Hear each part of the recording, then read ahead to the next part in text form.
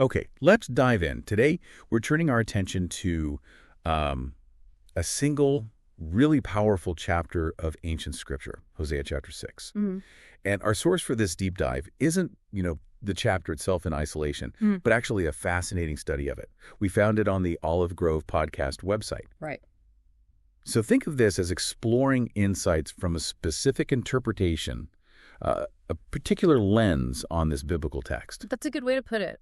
Yeah, this study offers a really defined perspective on Hosea 6. Okay. Its core focus is understanding that whole dynamic between God and his people, specifically acknowledging their brokenness, yeah, but crucially highlighting his unwavering promise, the promise of healing and restoration. And that's basically our mission for this deep dive. We're going to try and unpack the key lessons, the specific prophetic interpretations, the source highlights, and the practical relevance they draw out. We want to give you a clear picture of what this particular study sees as the text's central meaning and sort of its implications. Yeah. It's about understanding this chapter through their eyes, through this analysis. Exactly. It's not just, reading the chapter casually. It's engaging with one specific detailed exploration of its message.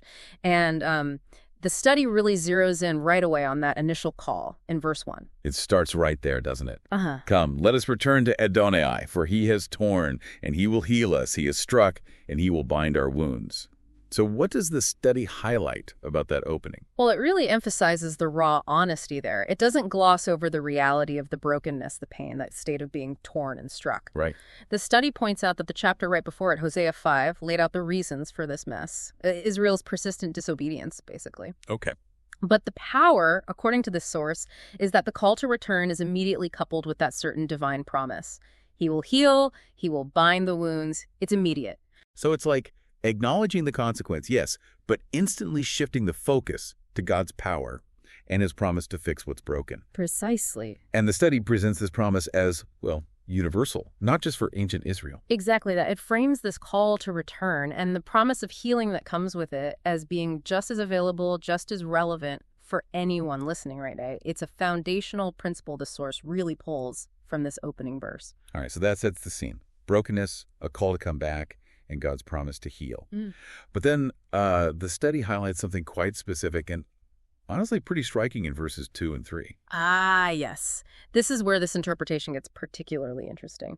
Verses 2 and 3 read, "After 2 days he will revive us. On the third day he will raise us up, and we will live in his presence. Let us strive to know Adonai, that he will come is as certain as morning. He will come to us like the rain, like the spring rains that water the earth." And the source material, it spends significant time unpacking these two verses. And its interpretation here is, well, it's quite direct, isn't it? It is, yeah. The study basically argues that even though this was written centuries before Jesus, these words hold a clear prophetic resonance. It sees that sequence described in verse 2. After 2 days, he will revive us. On the third day, he will raise us up as a direct foreshadowing of the death and, crucially, the resurrection of Jesus Christ. Okay, wow. That's a strong link to make. How does the study get there? Or what supports that view for them? Well, it connects it partly to biblical numerology. The study suggests this is a consistent pattern in Scripture. It points out that the number 3 especially often pops up in connection with God's will or action being manifested, being shown here on earth. Okay. So seeing on the third day, he will raise us up right here in the context of healing and living in God's presence. Well, the source presents that as a powerful, clear picture. It's God's ultimate plan to repair the broken relationship, and that happens through the resurrection of Jesus. And what about the 2 days part? Does the study tie that to something specific too? Yes, it does. The source notes that the number 2 in the Bible is often linked with witnessing or establishing truth. Like you need 2 witnesses to confirm something legally. Right. I remember that. So the study links this back to that intense call in verse 3. Let us strive to know Adonai. It argues that this repetition, the striving, it's presented alongside the 2 days, 3 days sequence to really reinforce a central truth. Which is? That humanity, strive as we might, we just cannot fix the relationship with God on our own steam.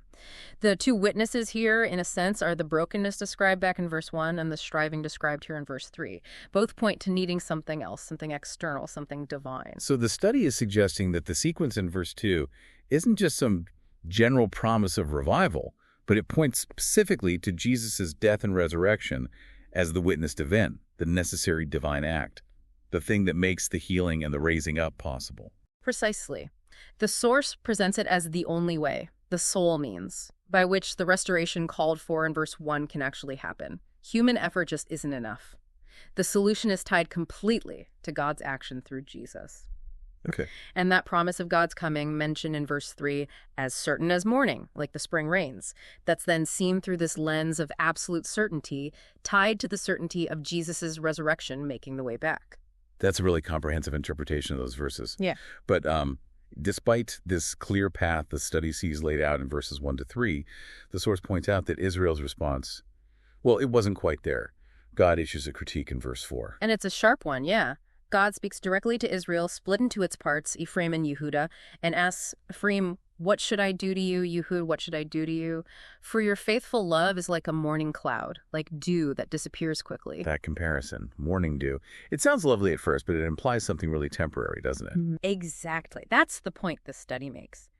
Dew is beautiful early on. It sparkles, looks refreshing, substantial maybe. But the minute the sun really hits it, poof, it's gone. It lacks depth, endurance. Mm-hmm. The study uses this as a really powerful parallel for Israel's devotion. It was there sometimes, maybe in moments of crisis or during religious festivals, but it wasn't a consistent, abiding thing. It was superficial, fleeting. And the source is quick to say, look, this isn't just an ancient problem. It suggests this kind of morning dew faith is something we can easily fall into today.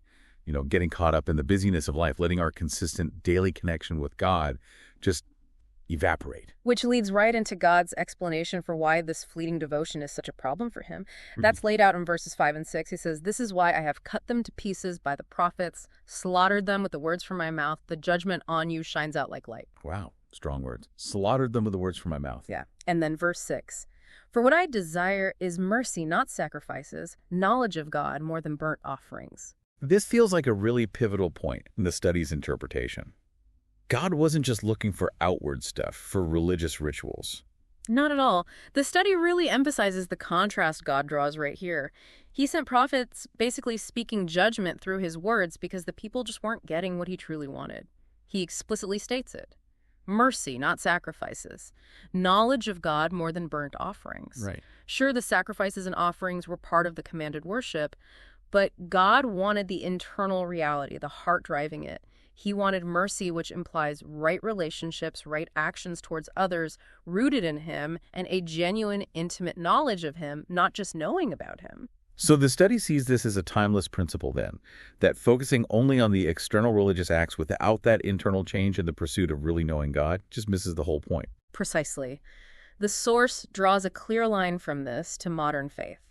It suggests that, many today might fulfill religious obligations, go to services, participate in ceremonies, but maybe without that deep hunger for a daily walk or for a genuine, transforming knowledge of God himself. It's that difference between, say, religiosity and a living relationship. And verse 7 seems to get to the root cause of this superficiality. But they, just like men, have broken the covenant. They have been faithless in dealing with me. Yeah, the study connects this right back to the covenant God established with Israel, like the one in Leviticus 26, which demanded obedience. And a huge part of that covenant was avoiding idolatry. By Hosea's time, this relationship, this covenant agreement was shattered. Idolatry was everywhere. And the source material really zooms in on how this broken covenant showed up, particularly highlighting the role of the religious leaders of the priests in verses 8 and 9. This part is pretty intense. It's incredibly strong language, yeah. Gilead is a city of criminals covered with bloody footprints. Just as bands of robbers wait to ambush someone, so does a gang of Kohanim priests. They commit murder on the road to Shechem. Their conduct is an outrage. Comparing the priests themselves, the ones supposed to lead worship, to murderers and robbers. That's strong. It really is.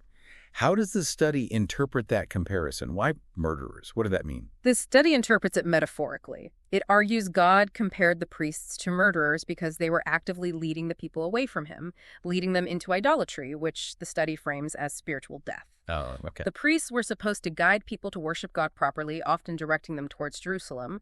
But instead, the source suggests they were directing them or, allowing them to worship God in unauthorized ways, maybe in unauthorized places, using pagan-influenced practices. God saw this as total disobedience, spiritual betrayal. So leading someone into that kind of idolatry, in this view, was like spiritual murder, cutting them off from the true life found only in God. So the criticism isn't just aimed at the people's sin generally, but specifically at the leadership's failure. Yeah. And their active misguidance. Absolutely. The source really emphasizes this point. It suggests that, sound teaching and leadership are just as crucial today. It draws parallels to the responsibilities Paul lays out, for instance, regarding church leadership, misguiding people in their understanding of who God is. That's presented as a really serious issue, according to this interpretation. Which then leads right into verse 10, where the core sin, the horrible thing God sees, is named explicitly. Yes, verse 10. In the house of Israel I have seen a horrible thing. Whoring is found there in Ephraim. Israel is defiled. The study explains this whoring or spiritual prostitution. It wasn't necessarily literal physical acts. It was about their relationship with God. How so? By choosing how and where they would worship God, often mixing in practices from the pagan cultures around them, they were essentially trying to make God into something they felt comfortable with. They were crafting a God of their own design. So the study defines this kind of idolatry not just as, bowing to statues, but as trying to reshape or redefine God himself to fit human preferences or ways of thinking. Precisely. It's taking the one true God and trying to mold him into an image that aligns better with our desires or our cultural norms, rather than submitting to who he has actually revealed himself to be in his word. And the study gives a really pointed modern example of this, doesn't it? Suggesting it happens today when people might preach a version of God who's only love, who would never condemn anyone, implying sort of that everyone goes to heaven regardless of belief or action. Yes, that specific example is used by the source. It's presented as a contemporary illustration of this Hosea 6 principle of whoring. It's taking one attribute of God, his love, but separating it entirely from his justice, his holiness, his other attributes. And in doing so, creating a redefined, more palatable God who fits human desires for universal affirmation, rather than accepting the fuller, often more challenging picture God actually presents of himself. Wow. That's a powerful insight to pull from this text. The idea that idolatry fundamentally can be about shaping God to our image instead of us being conformed to his. It definitely shifts the understanding of idolatry. It moves beyond just physical idols to something much more subtle and potentially really pervasive in modern thinking. Mm-hmm. What's remarkable, then, is how the chapter finishes.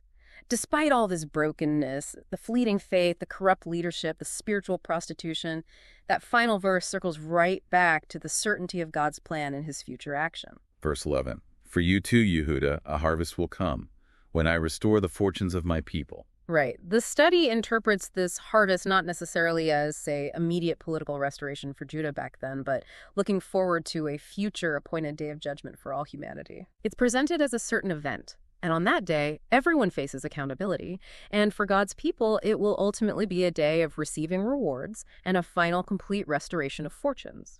The source connects this idea to the bigger biblical narrative of future judgment and reward, even referencing texts like Revelation 22.20 about Jesus bringing his reward with him. So the chapter, according to this study's interpretation, moves from that initial call to return and the promise of healing through the really painful reality of human failure and warped understanding of God, to end not on despair, but on the absolute certainty of God's ultimate plan. For judgment, yes, but also restoration for his people. Exactly. It kind of bookends the themes. The healing promise way back in verse 1 finds its ultimate fulfillment in the future restoration of fortunes in verse 11. But crucially, only through the means pointed to prophetically in verses 2 and 3. It stands in sharp contrast to the flawed attempts at relationship described in verses 4 through 10. It provides a really clear, albeit challenging narrative arc for this chapter when seen through the lens of this particular study. It lays out such a stark contrast between that superficial, self-defined faith and the depth of genuine knowledge of God and trust in his appointed way of restoration. And it constantly brings it back to that core tension, doesn't it? Human inability, human distortion, versus God's certain promise and his action. The restoration isn't something we achieve by our own striving or by making God into who we wish he was. According to this study, it comes by returning to him and knowing him as he is through the way he has provided. And that ties directly back to the study's heavy emphasis on verses 2 and 3, seeing Jesus' death and resurrection as that provided way. Exactly. That's the core message of hope that the study finds embedded within the critique and the call to return. The healing is certain, but it comes from him, and it comes through his means. So wrapping up this deep dive into Hosea chapter 6, looking through the particular lens of this source material from the Olive Grove podcast site, what are the key takeaways we should probably carry forward?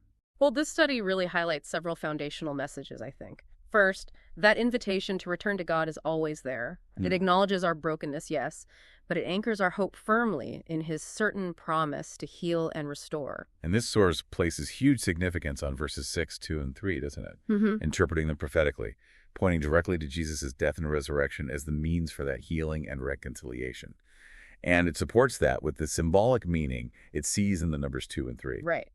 Then there's that really sharp critique of superficial faith, that faithful love. That's like the morning dew just gone too quickly. This is contrasted so strongly with what God truly desires: mercy, active compassion, and a genuine deep knowledge of him. Valued way more than just empty rituals or sacrifices. The study also dug into the historical context, didn't it? Israel's broken covenant through idolatry, and it pointedly criticized the priests for misleading the people, drawing that parallel to the dangers of misguidance today. And it offered that really thought-provoking definition of idolatry as spiritual prostitution. Not just physical idols, but the attempt to redefine God to fit our own desires or comfort zones. Using that modern example of shaping God solely into a figure of love who never condemns. Right, that was striking. Finally, though, despite that unflinching look at human failure, the study reminds us of the certain promise back in verse 6:11. A future judgment day is coming, a harvest where fortunes are restored and rewards are given to God's people. Yeah, it definitely reinforces the value of really digging into Scripture, doesn't it? Seeing how a focused study like this one can reveal layers of meaning and connection that maybe aren't obvious just from a quick read. And it brings the ancient text message right into our present lives.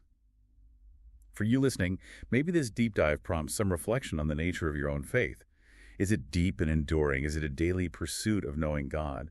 Or maybe sometimes does it feel a bit more like that morning dew, beautiful for a moment, but easily evaporated by the heat of everyday life? And what does knowing God truly mean in your life, based on the principles this study highlights? Are you really seeking to understand and submit to his nature as he's revealed himself in Scripture?